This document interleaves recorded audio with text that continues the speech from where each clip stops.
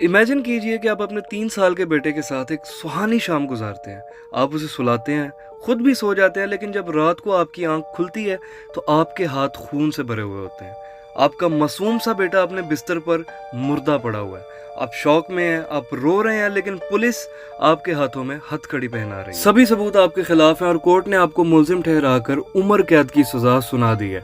लेकिन 5 साल बाद कुछ ऐसा होता है कि आपको पता चलता है कि वो खून जो उस रात आपके हाथों पर था वो आपके बेटे का था ही नहीं। इस सीरीज की शुरुआत होती है हमारे मेन कैरेक्टर डेविड बोरोस से, जो अपने 3 साल के बेटे को बेरहमी से कत्ल करने के जुर्म में 5 साल से जेल की कैद काट रहा है। डेविड अपने जीने की ख्वाहिश बिल्कुल खो चुका है। उसका अपनी बीवी शेरल से डाइवोर्स हो चुका है। शेरल दुख और गुस्से में किसी और से शादी कर लेती है और डेविड हर दिन सिर्फ एक ही सवाल करता है कि मैं अपने बेटे को क्यों नहीं बचा सका। डेविड 5 साल तक किसी से भी प्रिजन में मुलाकात नहीं करता, लेकिन फिर एक ऐसी मुलाकात होती है कि जो पूरी कहानी का पॉइंट ऑफ व्यू ही बदल के रख देती है। शेरल की बहन रेचल, जो कि डेविड की सिस्टर इन लॉ भी थी, वो जेल आती है। वो एक इन्वेस्टिगेशन रिपोर्टर है। रेचल एक पिक्चर निकालती है जो उसके दोस्त ने अम्यूजमेंट पार्क में खींची थी।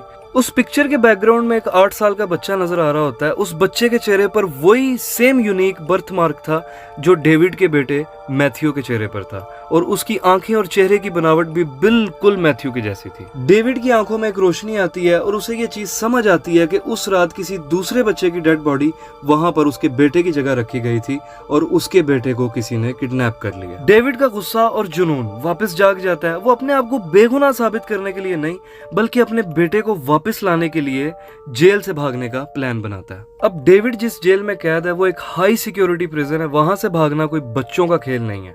डेविड के पास ना कोई हथियार, ना कोई बाहर उसकी बहुत बड़ी टीम। उसके पास सिर्फ एक ही चीज है और वो एक बाप का जुनून। जब डेविड को बात की सच्चाई का पता चलता है तो वो जेल के वार्डन के पास जाता है और उसे सारी सच्चाई बता देता है। अब जैसे डेविड शक में पड़ता है कि उसका बेटा जिंदा हो सकता है तो डेविड के ऊपर जेल में कातिलाना हमले शुरू हो जाते हैं। अब डेविड के ब्लॉक में एक नया कैदी डाला जाता है जो कि अचानक से डेविड के ऊपर हमला कर देता है और डेविड किसी तरीके अपनी जान बचा लेता है। और इसके बाद जेल का एक गार्ड जो कि डेविड के ऊपर काफी देर से नजर रखे हुए था, वो डेविड को अचानक रात को मेडिकल चेकअप के बहाने बाहर लेके आता है और उस पे हमला कर देता है। वो उसे मारने वाला होता है कि इतने में डेविड शोर कर देता है और वहां पर दूसरा गार्ड आ जाता है, जिसकी वजह से डेविड की जान बच जाती है। अब डेविड वार्डन को ये बताता है कि जिस गार्ड ने डेविड पर हमला किया था उस गार्ड को पैसे दिए जा रहे हैं। अब इन 2 कातिलाना हमलों की वजह से डेविड को अंदाजा हो जाता है कि इसके बेटे के कत्ल के जुर्म में इसे जानबूझकर फ्रेम किया गया था और कोई तो है जो नहीं चाहता कि सच बाहर आए। अब वार्डन को डेविड की बात पर यकीन होना शुरू हो जाता है।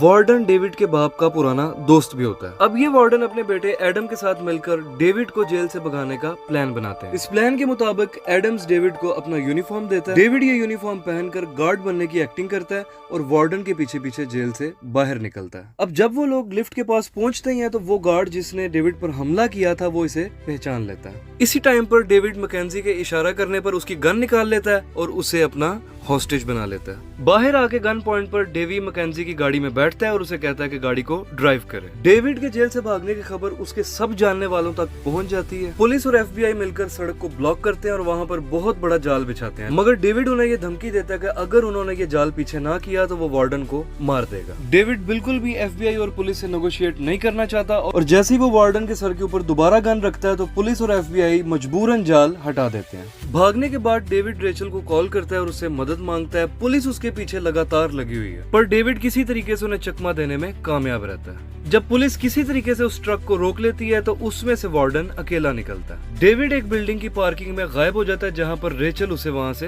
पिक करती है। अब ये दोनों बोस्टन की तरफ जाना शुरू कर देते हैं, पुलिस वालों की नजर से बचकर। अब FBI का स्पेशल एजेंट मैक्स विलियम्स और उसकी पार्टनर इस केस को हैंडल करने के लिए असाइन किए जाते हैं। अब FBI एजेंट्स की इन्वेस्टिगेशन के बाद इनके हाथ बहुत से सुराग लगते हैं। इनमें से एक सुराग ये भी था कि डेविड से 5 साल तक जेल में मिलने कोई नहीं आया, लेकिन उसके भागने के ठीक कुछ दिन पहले रेचल उससे मिलने जेल गई थी। साथ ही FBI को ये पता चलता है कि जेल का सिक्योरिटी फुटेज किसी ने गायब कर दी है। शेरल को पता चलता है कि उसकी बहन रेचल चुपके से डेविड को मिलने जेल गई थी और उसे डर है कि डेविड के भागने में रेचल का हाथ हो। अब दूसरी तरफ ये गार्ड पैनिक करना शुरू कर देता है जिसने डेविड पर जेल में अटैक किया था और वो नाकाम रहा। अब कोई उसे फोन पर धमकी दे रहा था कि वो डेविड को मार दे, नहीं तो वो उसकी फैमिली को मार देंगे। इसी डर से ये जेल गार्ड अपनी फैमिली को कहीं दूर भेज देता है। इतने में डेविड और रेचल उस गार्ड के घर पे पहुंचते हैं जिस गार्ड ने डेविड को जेल में मारने की कोशिश की। डेविड उस गार्ड के घर में जाकर उससे सिर्फ एक ही सवाल करता है कि उसका बेटा मैथ्यू कहाँ। गार्ड उसे बताता है कि इसके पीछे बहुत ही खतरनाक लोग हैं। इससे पहले कि डेविड कुछ और जान पाता, एक बहुत ही खतरनाक गन शॉट की आवाज आती है। रेचल घर के अंदर जाती है और उस प्रिजन गार्ड को मरा हुआ देखती है। डेविड बताता है कि वेसन ने अपने आप को खुद गोली मार ली। अब FBI के वहाँ पे आने से पहले डेविड और रेचल वहाँ से भाग जाते हैं। इतने में FBI रेचल की गाड़ी देख लेती है जो वहाँ से गुजर रही होती है। अब दूसरी तरफ विलियम जो कि FBI डिटेक्टिव है वो डेविड के सेल की जांच करता है। उसे ये पता चलता है कि डेविड कोई कातिल नहीं था बल्कि वो एक टारगेट था। अब इनकी ये थ्योरी मजबूत होना शुरू हो जाती है जब उन्हें पता चलता है कि प्रिजन का वो गार्ड जिसने डेविड पर जेल में हमला किया था उसके अकाउंट में कोई मंथली पेमेंट्स भेज, जिस अकाउंट से उसे पैसे आ रहे थे उसका नाम था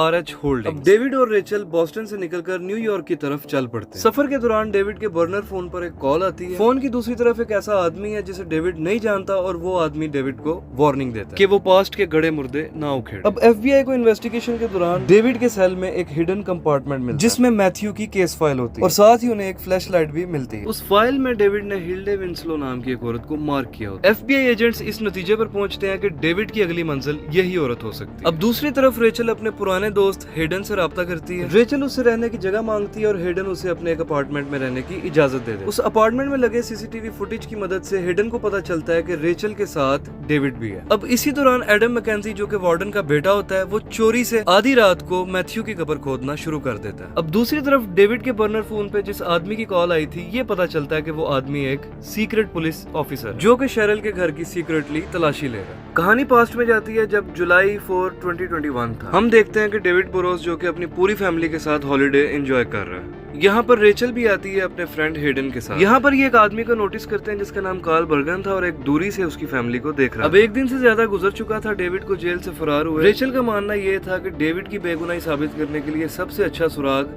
हिल्डी विंसलो है। हिल्डी विंसलो वही थी जिसने डेविड के खिलाफ झूठी गवाही दी थी। अगर तो वो इस चीज को एडमिट करती है कि उसकी गवाही झूठी थी तो डेविड के केस का ट्रायल दोबारा से शुरू हो सकता है। अब रेचल और डेविड उसे पोस्ट ऑफिस बॉक्स के जरिए ढूंढने निकल पड़ते हैं। अब इतने में FBI इन्वेस्टिगेशन के दौरान शेरल से सवाल करते हैं कि क्या उसकी बहन रेचल डेविड बोरोस के साथ मिली हुई है और जानने की कोशिश करते हैं कि पास्ट में उनके ताल्लुकात कैसे थे। अब यहाँ पर वार्डन मैकेंजी जो कि अपने दोस्त लेनी के पास आया है। लेनी डेविड का बाप है। वार्डन को लगता है कि हो सकता है मैथ्यू जिंदा हो क्योंकि जब से डेविड को पता चला है कि मैथ्यू जिंदा हो सकता है उस पर 2 बार कातिलाना हमला हो चुका है। बातों ही बातों में वो एक दूसरे से ये भी कन्फेस करते हैं कि उस रात वो मर्डर वेपन उन्होंने ही दफनाया था जिससे मैथ्यू मारा गया था। अब दूसरी तरफ एडम्स जो कि वार्डन मैकेंजी का बेटा है वो अपनी इन्वेस्टिगेशन जारी रखता है और अपनी एक रात मैथ्यू की कब्र पर गुजारने के बाद वो किसी से मीटिंग अरेंज करता है। अब डेविड किसी तरीके से मैनेज करके हिल्डे विंसलो के पोस्ट ऑफिस बॉक्स तक पहुंच जाता है और पोस्ट ऑफिस बॉक्स से वो हिल्डे का रेजिडेंशियल एड्रेस निकाल लेता है। अब रेचल डेविड से कहती है कि वहां जाना खतरे से खाली नहीं होगा, FBI उसका इंतजार कर रही होगी। इसी दौरान रेचल अपनी बहन शेरल से फोन पे बात करती है और उसे बताती है कि हो सकता है कि मैथ्यू जिंदा हो और शेरल रेचल की यह बात सुनकर बिल्कुल ही इनकार कर देती है। अब शेरल अपने बेटे का जिक्र सुन के बहुत ही इमोशनल होगी और एक बहुत ही अमीर औरत उसे सिंपैथी देती है। डेविड और रेचल को यह पता चलता है कि FBI हिल्डे विंसलो के घर के बाहर पहरा लगाकर बैठी हुई है। अब रेचल जानबूझकर उनके सामने जाती है और खुद को सरेंडर कर देती है ताकि FBI का ध्यान डेविड से हटकर उसकी तरफ जाए और डेविड बिल्डिंग के अंदर घुस सके। अब डेविड किसी तरीके से हिल्डे के अपार्टमेंट में चला जाता है और वो डर जाती है। वो उसी टाइम पर रिवील कर देती है कि कुछ साल पहले उसे किसी ने धमकाया था और उसे मजबूर किया था कि वो डेविड के खिलाफ गवाही दे और ये कहे कि डेविड ने ही अपने बेटे मैथ्यू का खून किया। जब हिल्डे इसे धमकाने वाले का हुलिया बताती है तो डेविड समझ जाता है कि ये वही आदमी है जो उसकी फैमिली पर नजर रखे बैठा था और ये निकी फिशर के लिए काम करता है। अब इस दौरान जब रेचल को इन्वेस्टिगेट किया जाता है तो विलियम उसी टाइम समझ जाता है कि ये एक ट्रैप है और डेविड इस टाइम हिल्डे के पास है। हिल्डे विंसलो डेविड की मदद करती है और उसे भागने का रास्ता बताती है। डेविड अभी बाहर निकलता ही है कि इतने में FBI उसके सर पे आ खड़ी होती है। ग्रियर नाम की FBI एजेंट जो कि डेविड का पीछा करती है और डेविड को बार बार कहती है कि वो सरेंडर कर दे, लेकिन डेविड सरेंडर करने से मना कर देता है। अब भागते हुए डेविड नीचे एक गार्बेज ट्रक देखता है और मौके का फायदा उठा के छलांग मार देता है। अब लेनी और मैकेंजी को पता चलता है कि एडम ने मैथ्यू की कब्र खोदी थी और वो दोनों एडम से पूछते हैं कि उसने ऐसा क्यों किया और एडम इसका जवाब देता है कि मैं कब्र खोद के मैथ्यू की बॉडी निकालकर उसका DNA करवाना चाहता था। पर वो ये बताता है कि जब उसने कब्र खोदी तो कब्र के अंदर कोई भी मौजूद नहीं था। अब ये बात लेनी और मैकेंजी को हैरान कर देती है और वो ये चीज सोचने पर मजबूर हो जाते हैं कि कोई बहुत ही ताकतवर लोग हैं जो नहीं चाहते कि सच बाहर आए, इसीलिए उन्होंने उस बॉडी को गायब किया। अब शेरल ने एक फंड रेजिंग इवेंट रखा था और इस फंड रेजिंग में ये अमीर लेडी शेरल को बहुत ही बड़ा डोनेशन देती है। वहाँ से निकलने के बाद हमें ये पता चलता है कि वो अमीर लेडी उस करप्ट पुलिस ऑफिसर के साथ काम करती है। अब डेविड किसी तरीके से हेडन के अपार्टमेंट में वापस पहुंचता है। वो जख्मी है और अकेला है क्योंकि रेचल FBI के कब्जे में है। डेविड का साथ देने पर एफबीआई रेचल को अरेस्ट कर लेती है। अब यहाँ पर विलियम गुरियर को डांटता है क्योंकि उसने डेविड का पीछा किया होता है रूफटॉप के ऊपर, और इस दौरान गुरियर ने डेविड के पीछे एक बहुत ही ऊंची बिल्डिंग से छलांग मारी, और यहाँ पर ये चीज रिवील होती है कि ये दोनों एजेंट्स बाप और बेटी हैं।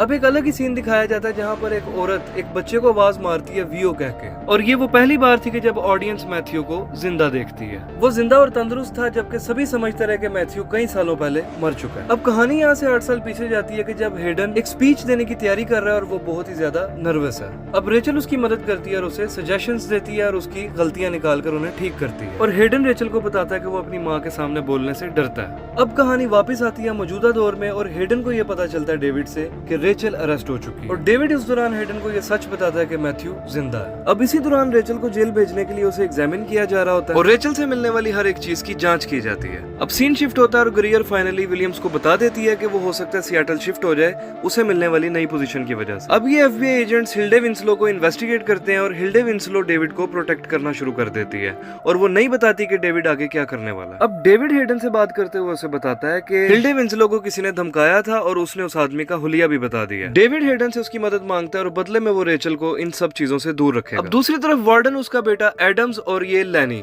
हर उस चीज की इन्वेस्टिगेशन करते हैं जो उस मर्डर की रात से जुड़ी हो, और उन्हें ये पता चलता है कि शेरल को उस रात किसी ने हॉस्पिटल बुलवाया था एक बहुत बड़े बस एक्सीडेंट की वजह से, जो बस एक्सीडेंट कभी हुआ ही नहीं। अब उन्हें ये पता चलता है कि मर्डर की रात रेचल को जिसने हॉस्पिटल मंगवाया था उसका नाम रोनाल्ड रीसन है, जो कि अभी मौजूदा वक्त में शेरल का हस्बैंड है। अब लेनी रोनाल्ड से मिलने का फैसला करता है और इसलिए वो हॉस्पिटल जाता है, लेकिन रोनाल्ड के मिलने से पहले उसे शेरल मिल जाती है। अब लेनी शेरल को सारी सच्चाई बताता है कि जिस रात वो हॉस्पिटल गई थी उस रात कोई भी बस एक्सीडेंट नहीं हुआ था, और रोनाल्ड ने उससे झूठ बोलकर उसे धोखे से हॉस्पिटल बुलवाया था। अब शेरल ये बात सुनकर सोच में पड़ जाती है। अब रेचल के सामान में से वही पिक्चर मिलती है जो उसने कभी डेविड को दिखाई थी, और एफबीआई की नजर अभी तक मैथ्यू पर नहीं गई जो कि उस पिक्चर की बैकग्राउंड में खड़ा है। विलियम गुरियर को ये बताता है कि हिल्डे विंसलो उस आदमी से मिलने वाली है जिसने उसे गवाही देने पर मजबूर किया था। अब ये गुंडा हिल्डे विंसलो को मिलने के लिए आता है, लेकिन वो नहीं जानता कि वहाँ पर डेविड उसका इंतजार कर रहा है। डेविड के कान रखते ही वो गुंडा हिल्डे विंसलो को गोली मार देता है, और फिर डेविड से लड़ाई होने के बाद एक गोली चलती है और वो गुंडा दौड़ना शुरू कर देता है। डेविड उसका पीछा करता है और आखिरकार डेविड उसे ढूंढ लेता है, और यहाँ पर हमें पता चलता है कि जो गोली चली थी उस गोली ने गुंडे को जख्मी कर दिया था। डेविड उस गुंडे को साथ ही मौजूद एक खाली बिल्डिंग में ले जाता है, उससे अपने बेटे के बारे में पूछता है। दूसरी तरफ अनएक्सपेक्टेडली रेचल को बरी कर दिया जाता है, और हमें पता चलता है कि 1 मिलियन का बॉन्ड देकर जिस वकील ने रेचल को छुड़वाया था वो वकील हेडन की थी। अब दूसरी तरफ डेविड उस गुंडे के ऊपर बहुत ही ज्यादा प्रेशर डालता है, जिसके बाद वो गुंडा बताता है कि डेविड को अपने बाप लेनी से पूछना चाहिए कि निकी फिशर उसके बेटे को क्यों किडनैप करेगा।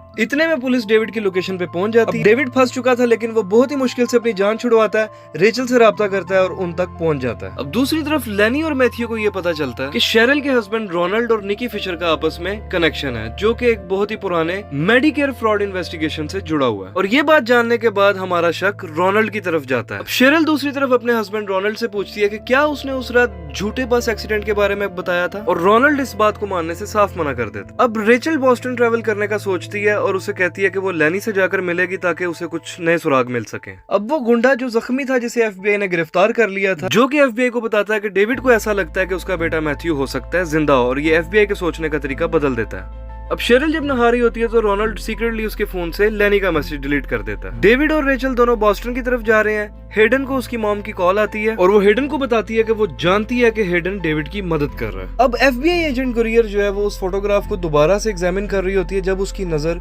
मैथ्यू पर पड़ती है। पिक्चर देखने के बाद उसे समझ आना शुरू हो जाता है कि मैथ्यू हो सकता है वाकई जिंदा हो। अब लेनी रात गए निकी फिशर की फाइल देख रहा होता है और उसी दौरान कोई पीछे से आके उसके सर पे गन रख देता है। अब हम एक 5 साल पहले का फ्लैशबैक देखते हैं। अथॉरिटीज नेथन और उसकी बीवी की डेथ को इन्वेस्टिगेट कर रही होती है। अब घर की इन्वेस्टिगेशन के दौरान उस डिटेक्टिव को एक सीढ़ी मिलती है जो एक खुफिया जगह पर जाती है। उस खुफिया जगह से एक बच्चा मिलता है जिसका नाम मार्टिन होता है। अब माँ बाप के मरने की वजह से मार्टिन को ऑर्फनेज में छोड़ दिया जाता है और वो वहाँ से गायब हो जाता है बगैर कोई सुराग छोड़े। अब मौजूदा वक्त में मैथ्यू के गुम होने की न्यूज इंटरपोल तक जाती है और ये न्यूज उस डिटेक्टिव को मजबूर कर देती है कि वो मार्टिन के केस को रीओपन करे। मीनवाइल डेविड जो है वो न्यूयॉर्क की सड़कों पे भटक रहा है और अपना चेहरा छुपा के रखे हुए है क्योंकि वो न्यूज़पेपर हेडलाइंस में आ चुका है। अब रेचल अपने फॉर्मर एडिटर से बात करते हुए उसे कहती है कि मैथ्यू के बारे में कोई भी स्टोरी पब्लिश ना करे, ये उसकी जान के लिए खतरा हो सकती है। और एक तरफ एफबीआई ने डेविड की तलाश जारी रखी हुई है। अब दूसरी तरफ हेडन को अपनी माँ से प्रेशर मिलना शुरू हो जाता है जो कि अपनी फैमिली को बचाना चाहती है। कर्टरूड एक ऐसी रिपोर्ट तैयार करवाती है कि जिसमें जिसमें वो अपने बेटे को बेगुनाह साबित करती है और सारा इल्जाम रेचल पर डाल देती है। अब डेविड जो कि अपने बाप लेनी से मिलने के लिए अपने घर आता है, वो एक खुफिया रास्ते से अपने घर के अंदर दाखिल होता है। वहाँ जाने पर उन्हें पता चलता है कि उसका बाप लेनी घर में मौजूद नहीं है। डेविड की आंट उसे वहाँ घर में मिलती है, जो उसे बताती है कि लेनी को कैंसर है और वो उसका ट्रीटमेंट करवाने अक्सर जाता है, पर वो ये नहीं जानती कि लेनी इस टाइम पर कहाँ होगा। अब साथ ही डेविड की आंट ये भी रिवील करती है कि रोनाल्ड ने एक फेक बस एक्सीडेंट रिपोर्ट किया था, जिसके बाद उसने उस रात शेरल को हॉस्पिटल बुलाया था। इतने में FBI एजेंट्स उसके घर में पहुंच जाते हैं और डेविड और रेचल छुप जाते हैं। एजेंट्स की लेनी के घर में घूमते हुए उन फाइल्स पर नजर पड़ती है जो कि निकी फिशर से कनेक्टेड थी। अब विलियम्स उस औरत से पूछता है कि लेनी कहाँ पर है, जो उसे बदले में कहती है कि लेनी हो सकता है हॉस्पिटल में हो। और FBI एजेंट्स उसकी बात सुनकर समझ जाते हैं कि वो कुछ छुपा रही है और वो उसे अरेस्ट कर लेते हैं। अब यहाँ पे डेविड ये डिसाइड करता है कि वो निकी फिशर के पीछे जाएगा और रेचल ये कहती है कि वो रोनाल्ड के पीछे जाएगी। अब निकी फिशर के पीछे जाने वाली बात जब एडम्स को पता चलती है तो वो डेविड को रोकने की कोशिश करता है कि वो उसकी बेटी के पीछे ना जाए, लेकिन डेविड निकी फिशर की बेटी के घर जाता है और उसे फोर्स करता है कि वो अपने बाप से कांटेक्ट करे। लेकिन इसी दौरान कहीं से वो गुंडा और बहुत से लोग हथियारों के साथ डेविड को चारों तरफ से घेर लेते हैं और लेना इतने में उसे टीजर से बेहोश कर देती है। इतने में रेचल अपनी बहन शेरल के पास जाती है और उसे बताती है कि रोनाल्ड ने उस रात बस एक्सीडेंट के बारे में झूठ बोला था। अब रोनाल्ड वहाँ पर ये रिवील करता है कि उसने ये झूठ उस रात सिर्फ शेरल से मिलने के लिए बोला था और उसने ये बिल्कुल नहीं सोचा था कि शेरल के साथ इतनी बड़ी ट्रेजेडी हो जाएगी। जबकि शेरल ये सोच के गिल्ट में है कि अगर वो उस रात अपने घर से ना निकली होती तो हो सकता है वो अपने बेटे मैथ्यू को बचा लेती। अब रेचल शेरल को वो फोटोग्राफ दिखाती है जिसमें मैथ्यू है और वो उसे यकीन दिलाती है कि हो सकता है मैथ्यू जिंदा हो। अब दूसरी तरफ इन्वेस्टिगेशन के दौरान गुरियर को यह पता चलता है कि लियम फिशर को लेनी और मैकेंजी ने अरेस्ट किया था और वो जेल में मारा गया। और अब निकी फिशर जो कि लियम फिशर का बाप था वो एक सस्पेक्ट है। अब रेचल को यहाँ पे ये पता चलता है कि जिस दिन मैथ्यू की वो फोटो खींची गई थी उस दिन वो सारा इवेंट पेन इंडस्ट्रीज ने ऑर्गेनाइज किया था और वो हिडन से मदद मांगती है कि वो कंपनी की इस फोटोज को एग्जामिन करे ताकि कोई क्लू मिल सके। अब कर्टरूड को हिडन की इन्वॉल्वमेंट का पता चलता है और वो इस चीज की उम्मीद करती है कि उसे कभी भी सच पता न चले। अब डेविड को बेहोश करने में एडम्स का भी हाथ था और उसे यहाँ पे ये पता चलता है कि एडम्स भी निकी फिशर के लिए काम कर रहा है। अब FBI भी निकी फिशर को इन्वेस्टिगेट कर रही थी और यहाँ पर उनका सामना होता है डेविड से। वो गुंडा जो डेविड और एडम्स के साथ है वो FBI के ऊपर गोलियां चलाता है और विलियम्स को जख्मी कर देता है और इससे पहले वो दोबारा उसे मार सकता, गुरियर उसे मार देती है। अब डेविड जब निकी फिशर के पास पहुंचता है तो निकी फिशर सबसे पहले उसे पंच मारता है। अब हम 10 साल पहले का फ्लैशबैक देखते हैं जब निकी फिशर को बुलाया जाता है अपने बेटे लियम की बॉडी को आइडेंटिफाई करने के लिए। अपने बेटे की डेड बॉडी को देखकर निकी फिशर बहुत ज्यादा रोता है और इसी वजह से उसने वो सब कुछ किया डेविड के साथ। निकी के पंच मारने के बाद डेविड को जब होश आता है तो निकी उसे एक खाली रेस्टोरेंट में ले जाता है और वहां से हमें ये पता चलता है कि लेनी अभी तक जिंदा है। अब फाइनली निकी फिशर डेविड के सामने बैठा है और वो अपनी साइड की सारी स्टोरी को एक्सप्लेन करता है। अब निकी फिशर का मानना यह है कि उसके बेटे लियम के कत्ल के जिम्मेदार लेनी और वार्डन मैकेंजी हैं। अब इतने सालों से निकी लियम की मौत के लिए लेनी और मैकेंजी को ही जिम्मेदार मानता है और वो उनसे बदला लेना चाहता था। अब निकी डेविड को एक ऑप्शन देता है कि या तो वो अपने बाप को बचा ले या अपने बेटे मैथ्यू को। अब पीछे बॉस्टन में हम देखते हैं कि गुरियर जो है वो अपने फादर की सर्जरी के लिए बाहर हॉल में बैठी हुई है और इतने में FBI की एक हेड आती है और वो गुरियर से कहती है कि उसे अब डेविड के केस से हटा दिया गया है। अब इसी दौरान गुरियर को एक कॉल आती है डिटेक्टिव म्यूलर की तरफ से, जो उसे इन्वेस्टिगेशन में मिलने वाली कुछ नई चीजों के बारे में बताता है। वार्डन मैकेंजी का बेटा एडम्स निकी फिशर के लिए काम क्यों कर रहा है ये भी सच्चाई उसी टाइम बाहर आती है। निकी फिशर लेनी और मैकेंजी को मार देना चाहता था, लेकिन एडम्स उसके साथ एक समझौता करता है कि वो उसके लिए सीक्रेट इन्फॉर्मेशन पुलिस डिपार्टमेंट से लाके देगा, जिसके बदले में निकी फिशर उन्हें कुछ भी नहीं कहेगा। इन बातों के बाद जब डेविड अपने बाप और अपने बेटे के दरमियान किसी एक को चुनने से मना कर देता है तो निकी उसे फोर्स करता है कि वो जल्दी से फैसला करे, नहीं तो दोनों को गोली मार दी जाएगी। अब यहाँ पे एडम्स डेविड का साथ देता है और निकी फिशर के ऊपर गन पॉइंट कर देता है। डेविड का बाप उसे कहता है कि उसे मरने दे क्योंकि वो वैसे भी कैंसर से मरने वाला है। और जब डेविड अपने बेटे को चुनता है तो साथ ही निकी ये रिवील करता है कि उसके पास उसका बेटा मैथ्यू नहीं है। ये सारी गेम निकी फिशर ने सिर्फ इसलिए खेली थी कि वो कंफर्म करना चाहता था कि मैथ्यू क्या वाकई जिंदा है। और निकी फिशर ये कहता है कि उसका मानना यह है कि मैथ्यू को किसी और ने किडनैप किया। निकी डेविड को एक सलाह देता है कि अपनी बीवी शेरल को इन्वेस्टिगेट करे, क्योंकि हो सकता है कि मैथ्यू का गुम होना उसके पास से कहीं ना कहीं लिंक्ड है। अब रेचल को उस पिक्चर को खींचने वाली कंपनी का पता चलता है और वो उन्हें कॉल करके उनसे कुछ एडिशनल फोटोग्राफ्स मांगती है। अब निकी फिशर डेविड से ये कहता है कि जब डेविड की शादी हुई थी तो उनका बच्चा पैदा नहीं हो रहा था, तो हो सकता है कि शेरल ने वो बच्चा किसी और से पैदा किया और डेविड उसका बायोलॉजिकल डैड ना हो। और निकी की ये बात सुनने के बाद डेविड सोच में पड़ जाता है। निकी डेविड को बताता है कि हो सकता है शेरल ने किसी फर्टिलिटी क्लिनिक का यूज किया हो उस बच्चे को पैदा करने के लिए। अब निकी डेविड के बाप लेनी को अपने पास रोक लेता है और डेविड को जाने देता है। अब सीन रेचल पर शिफ्ट होता है जहाँ पर उसे मारने के लिए कर्टरूड का एक गुंडा आता है। जैसे ही रेचल को पता चलता है वो पुलिस वालों के ऊपर एक ट्रॉफी फेंककर उन्हें अलर्ट करने की कोशिश करती है। वो किसी तरीके से उस असासिन को मारकर उसे चकमा देके वहाँ से भागती है और उसका पीछा करते हुए वो असासिन एक पुलिस वाले को गोली मार देता है। अब रेचल अपने दोस्त हेडन की मदद से वहाँ से भाग जाती है। हेडन रेचल को मशवरा देता है कि कुछ दिन के लिए अंडरग्राउंड हो जाए, जबकि हेडन खुद मैथ्यू की तलाश जारी रखेगा। अब जहाँ पर उस असासिन ने उस पुलिस वाले को गोली मारी होती है वहाँ पे FBI आती है और वो डेविड के ऊपर ये झूठा इल्जाम लगा देता है। अब एक न्यूज बहुत तेजी से फैलना शुरू हो जाती है कि जो हेडन है वो रेचल की मदद कर रहा है। अब शेरिल मैथ्यू के कुछ बाल देती है ताकि उन बालों से DNA टेस्ट किया जा सके। अब इन्वेस्टिगेशन के दौरान एक ऐसी लीड मिलती है जो उन्हें बर्ग रिप्रोडक्टिव की तरफ ले चलती है। ये क्लिनिक है जिसे शेरिल ने कभी विजिट किया था। अब इस फैसिलिटी को पेन मेडिकल ग्रुप जो है वो ऑन करता है, जो कि सीधा हेडन की फैमिली से लिंक्ड है। हेडन यहाँ आने के बाद एक करप्ट डॉक्टर के बारे में बताता है जिसका नाम जेकब हेलर था। वो ये बताता है कि ये डॉक्टर अपना खुद का स्पर्म यूज करता था चोरी से लड़कियों को प्रेग्नेंट करने के लिए, और जब ये न्यूज बाहर आती है तो उसकी माँ इस न्यूज को दबा देती है। और अब पता ये चलता है कि वो डॉक्टर उसी हॉस्पिटल में काम कर रहा है जहाँ पर शेरिल काम करती है। अब इससे पहले कि वो कोई और बात कर पाते वहाँ पर पुलिस आ जाती है। हेडन बाहर आके पुलिस वालों को डिस्ट्रैक्ट करता है और रेचल और डेविड वहाँ से भाग जाते हैं। अब ये करप्ट ऑफिसर स्टेवर सीक्रेटली कांटेक्ट करता है जेकब हेलर से और उसे गायब हो जाने का मशवरा देता है। अब 5 साल पहले का फ्लैशबैक दिखाया जाता है जहाँ पे डॉक्टर जेकब हेलर गर्टरूड से मिलने आता है, जिसे पे किया जाता है डेविड के अरेस्ट होने की डिस्कशन के बाद, और एक झूठा DNA टेस्ट बनाने पर जिससे ये प्रूव हुआ था कि मैथ्यू मर चुका है। हेलर ये सब डॉक्यूमेंट्स जिनमें इन सब चीजों की इन्फॉर्मेशन थी वो कर्टरूड को देता है और कर्टरूड इन्हें फौरन अपने फायरप्लेस में जला देती है और वो सारे सबूत मिटा देती है। अब प्रेजेंट में हम ये देखते हैं कि डेविड और रेचल जो है रोनाल्ड के पास आते हैं मदद मांगने के लिए। डेविड उससे कहता है कि उसे उसके कनेक्शंस चाहिए ताकि वो किसी तरीके से बॉस्टन जनरल हॉस्पिटल में जा सके और डॉक्टर हेलर तक पहुंच सके। इसी टाइम पर हेलर अपनी सारी फाइल्स को अपने कंप्यूटर से डिलीट करता है और शहर छोड़ने की तैयारी में होता है। इसी दौरान गुरियर इस बात पे गौर करती है कि डेविड और रेचल बर्ग रिप्रोडक्टिव में क्यों घुसे थे, और डिटेक्टिव म्यूलर गुरियर के पास एक नई इन्फॉर्मेशन लेके आता है कि उसे यकीन है कि मार्टिन के गायब होने का मैथ्यू के केस से जरूर कोई ताल्लुक है। तो ये पता चलता है कि वो जिस ऑर्फनेज में था वो पेन फाउंडेशन की है। मार्टिन को एक रेयर बीमारी थी जिसे MLD कहा जाता है, और म्यूलर को यकीन है कि DNA टेस्ट से पता चल जाएगा कि उस दिन मार्टिन मारा गया था और मैथ्यू बच गया था। हेडन अभी तक कस्टडी में है और उसे उसकी मॉम की वकील मिलने आती है जो कि उसे एक एग्रीमेंट पर साइन करने के लिए कहती है जो उसकी मॉम ने अरेंज किया था। दूसरी तरफ रेचल रोनाल्ड को कन्विंस कर लेती है कि वो उनकी मदद करे और डेविड को हॉस्पिटल में ले जाए।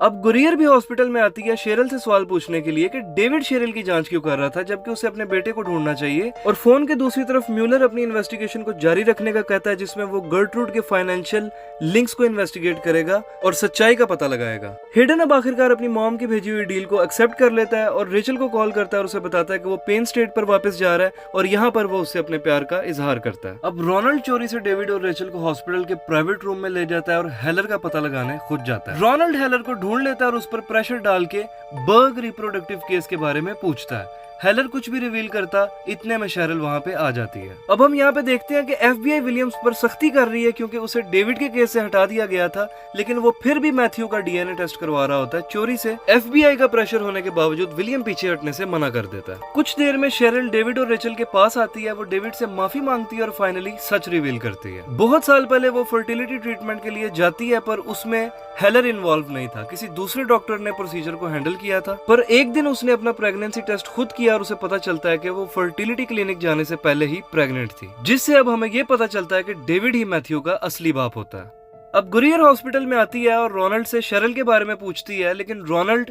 बताने से साफ मना कर देता है जिसकी वजह से गुरियर उसे अरेस्ट कर लेती है। At the same time Mueller Penn State को विजिट करता है जहां पर गर्टरूड और हेडन दोनों हैरान हो जाते हैं जब वो मार्टिन की थ्योरी को मैथ्यू के केस से जोड़ता है। वो बताता है कि बहुत से ऐसे सबूत हैं जो कि गर्टरूड के खिलाफ हैं। जाते हुए वो ये नोटिस करता है कि गर्टरूड के फादर की पोर्ट्रेट जिस पर उसका नाम लिखा होता है Robert Edward Harold Penn, REH नाम की कंपनी से मिलता है जिसने बहुत सी पेमेंट्स भेजी होती हैं गैर कानूनी कामों के लिए। अब साथ ही शेरिल यहाँ पे ये भी रिवील करती है कि जब वो फर्टिलिटी क्लिनिक में गई थी तो उसने रेचल के नाम से बर्थ फाइल ओपन करवाई थी और अपनी पहचान छुपाई थी। डेविड यहाँ पे एकदम से समझ जाता है कि शेरिल कभी भी टारगेट नहीं थी बल्कि रेचल थी। अब रेचल को उसी टाइम पे वो एडिशनल फोटोग्राफ्स भेज दी जाती हैं जो उसने मांगी थी फोटोग्राफ कंपनी से।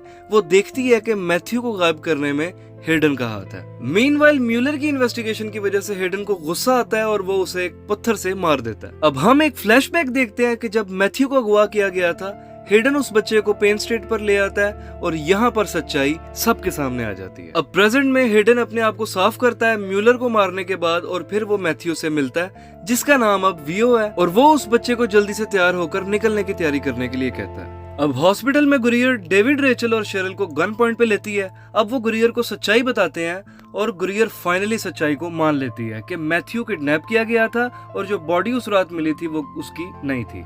पेन स्टेट पे गर्ट्रूड हेडन से कहती है कि म्यूलर की मौत से मसला हो सकता है और इतने में टीवी पर एक फेक न्यूज वो देखते हैं कि डेविड पकड़ा गया। इसी दौरान रेचल हेडन से कांटेक्ट करती है और उसे बेबसी दिखाती है जिसकी वजह से हेडन जो है उसे पेन स्टेट पे बुला लेता है। रेचल वहां पर पहुंचती है तो हेडन उसे कहता है कि वो उसे और नहीं बचा सकता, पर रेचल उसे जोर देती है कि वो उसके साथ रहना चाहती है जिसकी वजह से वो मान जाता है। अब रेचल हेडन को किसी तरीके से कन्विंस कर लेती है और घर में एंटर होने पर रेचल वॉशरूम जाने के बहाने अपनी लोकेशन डेविड को भेज देती है। अब हॉस्पिटल में शेरल डीएनए टेस्ट की रिपोर्ट विलियम को बताती है कि उस रात वो खून मैथ्यू का नहीं था और डेविड बेकसूर है। उस रात डेविड को फ्रेम किया गया था और वहां पर किसी और बच्चे की लाश थी। अब कर्टरूड अपने सोर्सेज से ये पता लगवाती है कि डेविड गिरफ्तार नहीं हुआ।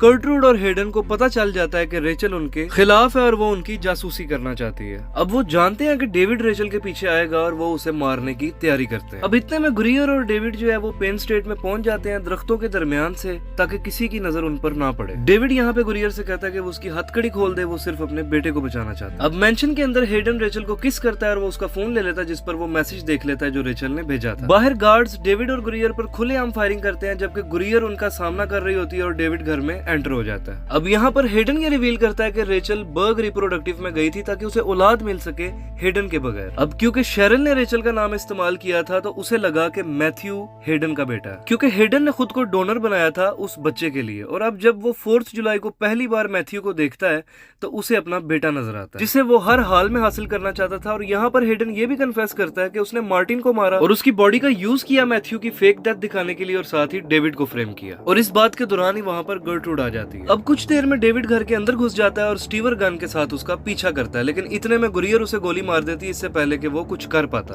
गन शॉट सुनने के बाद गर्ट्रूड को लगता है कि डेविड मारा गया। अब रेचल यहाँ पर सच रिवील करती है कि मैथ्यू हेडन का बेटा नहीं है क्योंकि शेरल किसी भी फर्टिलिटी ट्रीटमेंट से पहले माँ बन चुकी थी और हेडन की माँ गर्ट्रूड ये बात सालों से जानती थी पर उसने ये बात छुपाई। अब हेडन को ये रियलाइज होता है कि उसकी माँ ने उसे धोखे में रखा और वो उसी टाइम गुस्से में आके गर्ट्रूड को गोली मार देता है। इतने में डेविड और गुरियर फाइनली मैथ्यू को ढूंढ लेते हैं और सालों के बिछड़े बाप और बेटे आखिरकार एक हो जाते हैं। अब डेविड मैथ्यू को लेकर बाहर की तरफ भागता है और इतने में हेडन आ जाता है और वो रेचल को हॉस्टेज बनाकर कहता है कि मैथ्यू को वापस भेज दो। अब मैथ्यू हेडन के पास जाता है और हेडन उसे फोर्स करके गाड़ी में बिठाता है और वहाँ से चल पड़ता है। गुरियर पीछे से गाड़ी पर शूट करती है और टायर को ब्लास्ट कर देती है जिसकी वजह से गाड़ी रुक जाती है। जब डेविड गाड़ी के पास आता है तो इतने में हेडन गाड़ी छोड़कर दरख्तों में गायब हो जाता है मैथ्यू के साथ। इतने में मैथ्यू एक दरख्त के पीछे छुप जाता है और हेडन उसे ढूंढने लग जाता है और साथ ही डेविड आ जाता है और हेडन पे अटैक कर देता है। अब यहाँ पर दोनों की फाइट होती है और हेडन फाइट के दौरान डेविड को गोली मार देता है और साथ ही वहाँ पर गुरियर आ जाती है जो कि हेडन को गोली मार देती है। यहाँ पर रेचल भाग के डेविड के पास जाती है और इतने में डेविड अपनी कॉन्शियसनेस को खो देता है। अब ये कहानी यहाँ से 8 महीने आगे जाती है जब हम देखते हैं कि डेविड ठीक हो जाता है, मैथ्यू का सारा सच पब्लिक हो जाता है रेचल की लिखी हुई बुक फाउंड से। एडम्स एक प्राइवेट इन्वेस्टिगेशन बिजनेस शुरू कर लेता है और गुरियर यहाँ पर अपने डैड की बहुत सारी रिस्पॉन्सिबिलिटीज ले लेती है उनके रिटायर होने के बाद। शेरल और रोनाल्ड दोबारा साथ आ जाते हैं और उनकी एक बेटी होती है। लैनी अपनी बीमारी की वजह से मारा जाता है और मैथ्यू दुख में होता है उसके मेमोरियल गैदरिंग पे। और अब इन सब चीजों को पीछे छोड़कर डेविड और उसका बेटा अपने रिलेशन को स्ट्रॉन्ग बनाने की कोशिश करते हैं। और लास्ट में हम रेचल और डेविड को देखते हैं जो कि एक दूसरे का हाथ पकड़ के खड़े हैं और ऐसा लगता है कि वो अपना खुशहाल फ्यूचर देख रहे हैं। इस वीडियो को देखने का शुक्रिया। ये सीरीज यहीं पे खत्म हो जाती है। इस वीडियो को जरूर लाइक कीजिएगा और कमेंट्स में बताइएगा कि ये वीडियो आपको कैसी लगी।